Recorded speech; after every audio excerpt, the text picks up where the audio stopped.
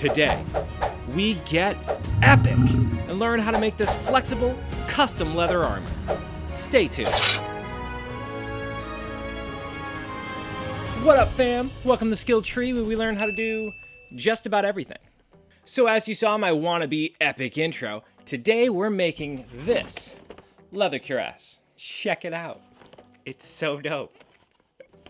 Now, if you're new to leatherworking, please check out the other vid in this playlist. In them, I cover a lot of the basic skills that I just kind of gloss over in this video.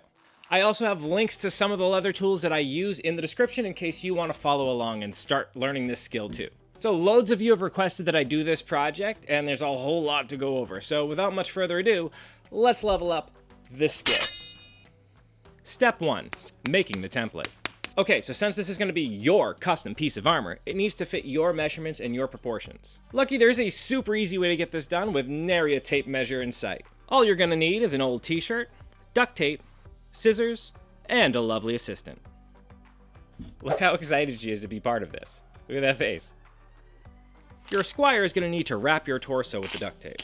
You don't need this to be crazy tight, but do make sure it covers all of the t-shirt.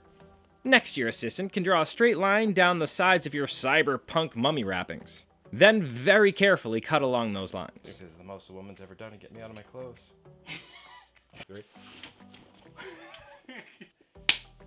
Once you're free from your sticky prison, it's time to start marking out how exactly you want all those plates to be shaped. I put the front part against me and felt through it to where the points of my rib cage sat. Then marked them. I then checked to find the center of my template and drew in the chest portion of my armor. Next, I figured out how big the next plate should be and marked it as well. So the thought here is to place the plates on the more stationary chunks of my torso. So like the chest all moves as one unit because you got this big rib cage right here. And then if you feel your stomach, as you bend and flex, portions of it stay stiffer than others. Maybe that's where like your muscles are. At any rate, you want all your armor plates to sit on those stiffer portions and the joints to go over the portions that actually flex and move. This way the armor will mimic the way you move naturally. Now for this nice arc design that I made here, I used a bent piece of wire so that it stayed consistent. Then I just repeated the process all the rest of the way down. The back was super easy as I just made sure all the plates were the same size as the ones in the front. This way, once it's on, all of the bottoms will fit nicely and make a nice straight line all the way around. Instead of adding the arc though, I added a point to all the centers of the plate to give it a spine kind of feel. Then I started cutting. Simply cut along your lines to make the basic patterns. Next, I transfer the design over to poster board, using the half that I like the best. Then just folded the poster board and cut the shape out. This is going to ensure that the piece is identical on both sides and removes any errors you might have had in your drawings. This is also a good time to keep testing the templates to see how they'll fit on your body. Another quick note here, on all of the stomach and the back plates, I only followed the pattern part way. I had to add roughly 1.5 inches to the top of each one. This is because we want all of these pieces of plate to overlap with each other. If we followed the templates exactly, there would either be a space in between each one, or if you made them overlap, it'd be like an armor belly shirt. I don't know, maybe that's your strategy. Maybe you get the other army to get distracted by your dope abs and then you shank them. I'm not judging, I'm just saying. Anyway, once everything was cut out, I laid them back on the original template and made sure that the spacing was correct. Then I taped pieces of fabric between them and tried the whole thing on to make sure it would work out. I was extremely happy with this fit. Seriously, that whole shirt trick worked like a freaking charm. I can't believe how easily everything came together and fit right the first time by using that trick. Really cool. Now that we're confident with our template, it's time for Step 2, cutting and tooling. For this project, I decided to use some 8-ounce veg tan leather. Start by laying out your patterns to make sure you use the minimum amount of leather. Then trace your shapes on. As always, just make sure your knife is super sharp to make sure there are safe, even cuts. Alright, not gonna lie, just laying them out like this, I was already getting excited. Like, that's starting to look like armor already. We just cut it out. Because I am into instant gratification. Love it. Moving on, I quickly dipped all of the plates in warm water to get them ready for tooling. I wanted all my designs to sit really deeply, so I wanted to make sure the core of the leather got moist. Only dip it really quickly though, you don't want it to be really wet and sloppy, you want it just to be moist all the way through. Using the edge beveler, I rounded off all of my edges. This gives the piece a way more finished look and helps remove all the sharp edges. Oh, and don't forget to do the back too. Alright, I love the sharing of skills that's going on in the community that we've made here. One of you awesome subscribers, Thomas Mengajna, you can tell me how to pronounce it in the description, I apologize. But they mentioned putting the slicker brush actually into the drill to speed up the process. You, sir, are my friggin' hero. This worked so damn well. The edges were perfect in a fraction of the time. Thomas, you are this week's MVP skill monkey. MVM, most valuable monkey. I'll workshop it, but you are on my good list. Once done with those beautiful edges, I moved to placing my border by using my wing divider. I also drew a design on my back template that I traced over with a stylus. Then I flipped it and traced it on the other side to make sure the image mirrored itself perfectly. Alright, with everything traced out and marked up, I was ready to cut in my design. With my sharp swivel knife, I went over my tracings, cutting everything as smoothly as possible. I also opted to cut a little bit more deeply this time. I think in the past, I've cut a bit too shallow. This made some of that detail get a little bit muddy as time goes on. Once everything was cut, I went over all of my lines with the beveling stamp. Now check out this example. This shows how this beveling stamp moves this kind of 2D cut design that I made into the third dimension. Huge difference. So with everything beveled, I added a little bit more water to the surface as it had become a bit dry. Then I went back in with that same scaly gravel stamp that I used on my shoulder and helmet armor. Again, links up here. With that providing the texture for all of the empty space, I decided to give the plates some shape while they were still moist. For this purpose, I used this big yellow ball I had laying around, simply molding the piece around it to give the leather a little shape. After adding some raised points to the spine and rounding the feel of the front plates a little bit, I left everything out to dry. Okay, so once all of the pieces have hardened, I entered the most frustrating step for me. This was step 3, dyeing. Okay, so maybe one of y'all can explain this to me. Look at all these pieces of leather. See all the different colors? Yeah, those are all the same dye, saddle tan.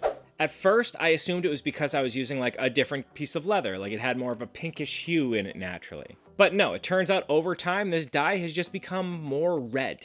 I don't know if there's something oxidizing in it or what, but it's gone from like this really muted kind of tan tone to like a rich, dark brown red. But it doesn't match. None of it matches. I made all this armor to be a set, and it doesn't match. Doesn't match.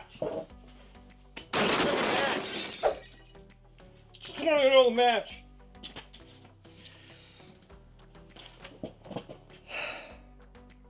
Anyway, I started by carefully applying the medium brown dye around the borders of my design with a brush. Then I filled in the rest of the textured area using a dauber to ensure it got in all the little nooks and crannies. Finally, I rubbed my saddle tan on the raised areas and buffed the whole thing out. Then I repeated this process with all of the other plates. Seriously, as annoyed as I am that all the armor doesn't match, I do love how these plates came out. I guess I'm just gonna have to make 2 sets of armor. So sad.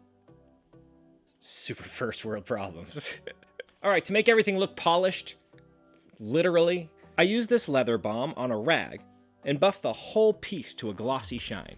Look at what a crazy difference this balm makes. This smaller piece doesn't have any on it, the big back plate does. It's a beautiful shine right there. So it wasn't until this point that I decided how I wanted the buckle and strap design to look. Finally, I opted to make them this axe blade shape to go along with my back design that I made. Now I cover how to make these straps in step 6 of my Spalder video, so go check that one out. I then went ahead and dyed these pieces a saddle tan as well. The same process was done for these pieces that will become the straps. After locking the buckles in place with a rivet, I punched the tool holes needed to connect them to the armor. Alright, with everything looking tooled and sexy, it was time to move on to step 4, putting it all together. And in this step, we're going to bring this sucker home by putting in all this internal strapping to connect everything together, and also attaching all of our buckles. I began by laying everything out on the original template. So having that shirt all cut up into our template, it was like having a cheat sheet. Using it, I knew exactly where all of the bottoms of my pieces of armor had to be positioned in relation to each other. Took all the guesswork out of it. Didn't have to sit there and measure them out. I just laid them out and was ready to go. Really great. So once I had that all in place, I just figured out where my leather straps would land. Then I punched corresponding holes in my plate so that I could rivet it all together. Using this strapping design makes the whole piece incredibly flexible. Lastly, I marked out where the final fasteners were going to land on the chest. These ones I did mark out because they're the only ones that are visible, and I wanted to make sure they matched exactly. I decided to use these pieces of hardware that I bought from Tandy Leather. They attach with screws, and they have a pretty cool look. They also lend themselves to some dope features. You want a cape? Bam! Attachment points for a cape. You want to wear just the chest armor? Just wear the chest armor. It's your world. You can add decorations, standards, whatever. I don't know if you can tell, it was kind of subtle. I'm really proud of that little innovation there. Just make sure you test everything as you go before moving on. I then followed all of the exact same steps for the back and locked everything into place. Next, I attached these shoulder buckles into the center of this space. Then I used them as a guide to figure out the placement of the strap. So notice in that clip how the strap didn't have holes yet. That's just because I wasn't sure how far away from the border I wanted it to be. But once I figured that first one out, I just punched all the rest of them to be the same. Then once I did that, I buckled them into place and I positioned them as a whole unit, like you see here on the side plates. I simply lined them up and marked my first set of holes with an awl. Then riveted the buckle into place. Then it was easy to go back and just place the other half exactly where it needed to be. Simply continue this the rest of the way down on both sides. And shazam! Check this out! It is super flexible, fully customized armor. This fits me perfectly and flexes exactly how I need it to. I don't feel restricted at all. And I expect the more I wear it, the more flexible it's gonna be, because that's how leather do. Alright, so thank you all for pushing this one so hard. It was a lot of work, but totally worth it. I seriously enjoy doing this project. And if you enjoyed watching this project, why don't you hit me with that sweet thumbs up love and hit the subscribe and the bell so you know when I release new content. Also, if there's any skills you want to see me cover, why don't you leave it in the comments and I will add it to the list. Alright, well I should be going. I need to find some dye that'll match my other pieces so I can make yet another set of armor.